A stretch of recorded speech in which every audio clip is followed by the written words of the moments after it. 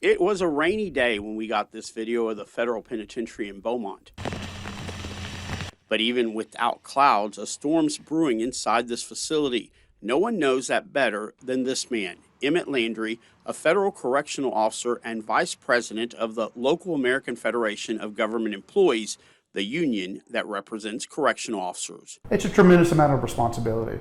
We have everything from low-level drug offenders to major criminal offenses on the federal level, maximum offenses, and that it can be an extreme amount of danger involved.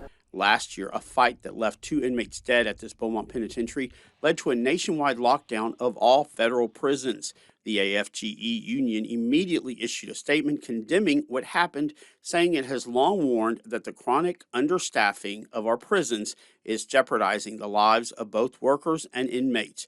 Just 2 weeks ago, another fight here left 2 prisoners injured. When you have these staff shortages, it slows down the response time for a staff member that may need assistance or an inmate that may need assistance within the prison itself. Landry says the Beaumont prison is short-staffed because it's struggling with not only hiring officers, but keeping them as well. He says that's because low pay raises the stress level. When I started in the federal prison system 19 and a half years ago, we were among the highest paid in the federal law enforcement agencies.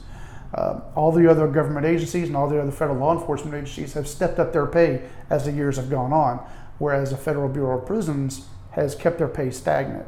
So as all the other agencies, federal, local, and state, have all increased their level of pay, we have sat still. And making matters worse for those who work at the Beaumont prison complex, they make less than correctional officers in the Houston federal system. We are included what we call rest of the U.S.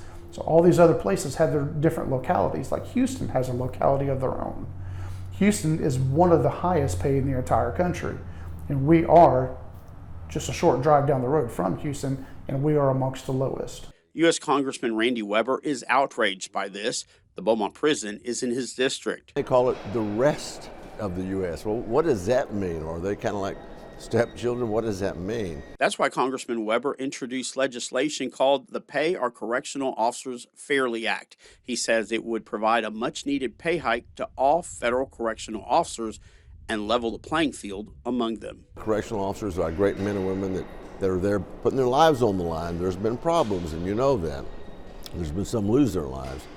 That they ought to receive the same pay, especially in Jefferson County, where our system, our complex is, because we're hemorrhaging officers to other areas, higher pay, better benefits. Why don't we make this parity in their wages? We should be. It's the right thing to do. Landry says even prisoners are pushing for the increase because short staffing impacts them as well by restricting their movements inside the complex. So if there's prolonged time that they're secured in their cells, that means less time for their programs, less time that they can get out and go for recreation and their educational programs and such. So whenever they ask for additional staff members, it's kind of an indicator.